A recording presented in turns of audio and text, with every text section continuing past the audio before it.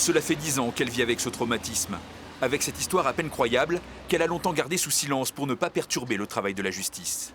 Mais aujourd'hui, alors que l'instruction s'éternise, Sylvie a décidé de prendre la parole et de raconter comment un haut fonctionnaire lui a administré un diurétique à son insu lors d'un entretien professionnel au ministère de la Culture. C'était à Paris, au printemps 2015. Cette personne, effectivement, elle a un profil qui est très intéressant parce qu'elle travaille dans la fonction publique. Elle a été au Haut Conseil à l'égalité homme-femme, référent d'un comité handicap. Son interlocuteur, c'est cet homme, un certain Christian Nègre, qui officie alors aux ressources humaines du ministère. Mon interlocuteur vient me chercher et il m'a dit « Excusez-moi, j'ai été mal poli, je ne vous ai pas proposé de boisson. Est-ce que vous voulez une boisson ?» Juste après qu'il ait pris mon gobelet pour me le tendre, il s'est retourné et ensuite il m'a rendu mon gobelet. Et ça a pris quelques microsecondes.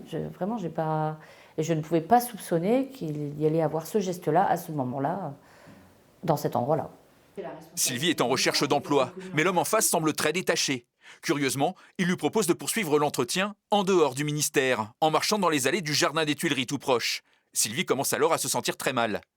Le ventre qui gargouille, je commence à sentir que je transpire, des palpitations. La situation va de mal en pis. Et là, je commence à avoir envie d'uriner, ce qui me paraît complètement anormal puisque j'ai pris mes dispositions avant.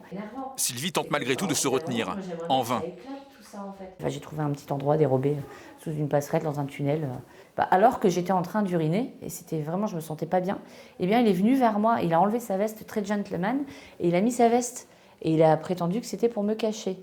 Donc moi, j'étais en train d'uriner, je me sentais vraiment pas bien, mon corps était en alerte générale, et je me suis dit, mais qu'est-ce qu'il fait, lui, à venir à côté de moi à ce moment-là? L'entretien se termine ainsi, et Sylvie rentre douloureusement chez elle, à Lille, déshydratée, désorientée, avec le sentiment d'avoir tout gâché.